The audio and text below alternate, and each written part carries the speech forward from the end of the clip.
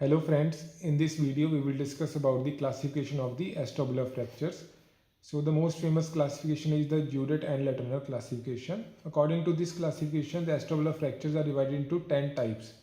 5 are the elementary or the simple type and 5 are the complex or the associated type. So in the elementary types we have the first is the isolated posterior wall fractures.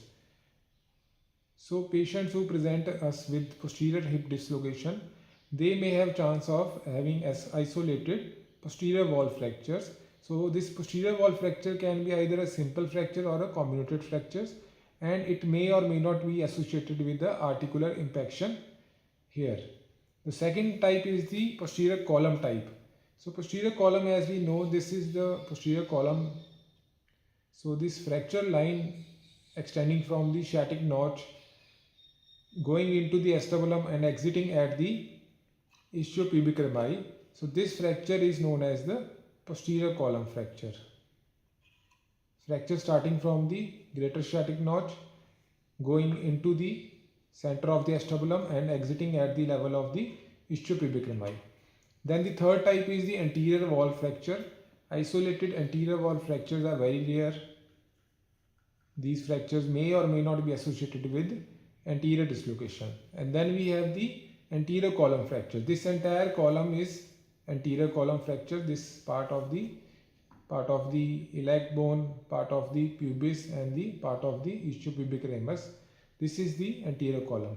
So any fracture extending from the ilium to the center of the acetabulum and exiting at the level of the ischiopubic ramus is the anterior column fracture. It can be high anterior column fracture extending into the iliac crest. It can be low anterior column fracture extending at the level of the ASIS or anterior inferior iliac spine. The fifth and the last part of the elemental fractures are the transverse fractures. So transverse fractures are basically extending from the posterior column to the anterior column. So these are the transverse fractures. So these are the simpler fractures, so they are in the elementary type. So these are three types of the transverse fractures. We have the transtectal fractures, we have the juxtatectal fracture and the infratectal fractures. Now transtectal fractures, they are at the level of the roof of the acetabulum. The juxtatectal fractures are at the roof and in the fossa of the acetabulum, and the infratectal fractures, they are in the fossa of the acetabulum. So both these transverse fractures, they exit above the level of the iliopectineal eminence anteriorly, and posteriorly they can be at a variable level from the greater to the lesser sciatic notch. So in associated type we have the 5 types. First is the posterior column fracture, posterior wall fracture along with the posterior column fracture. So this is the column fracture here, posterior column fracture, and it may be associated with the wall fracture. So that is the first type of the associated type fracture. Second is the posterior wall fracture along with the transverse fracture.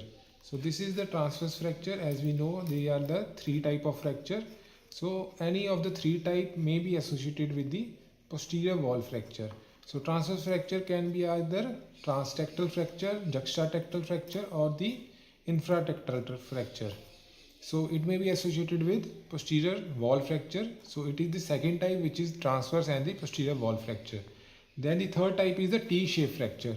So in T type, it is the transverse fracture which is associated with the vertical rim. The vertical rim, that passes through the fossa of the acetabulum and it exits at the level of the ischiopubic ramus. So this T type fracture divides the entire pelvis into three fractured segments. We have the superior fracture segment, we have the anterior, and we have a posterior fracture segment. Now the fourth type is the anterior column and the posterior hemitransverse. So as we know, this is the anterior column.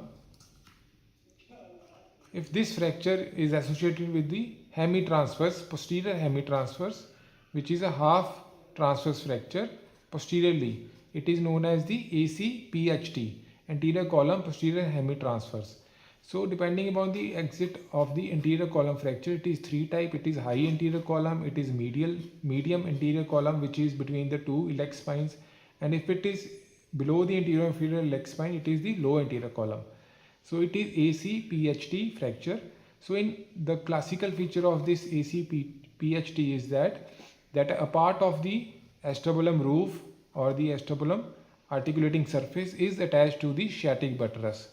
So this is not the case in the last, which is associated both column fracture. So in associated both column fracture, this fracture is above the level of this acetabular cavity. So this is the anterior column fracture and this is the posterior column fracture. So it becomes two column fracture, which is known as the associated both column or ABC pattern. So this ABC pattern, in the here, no part of the acetabulum cavity is attached to the sciatic buttress, because the fracture point or the Y pattern of the fracture is above the level of the acetabulum cavity. So depending upon where it exits the posterior column, it can be high, it can be medium, or it can be low associated both column fracture. Thank you.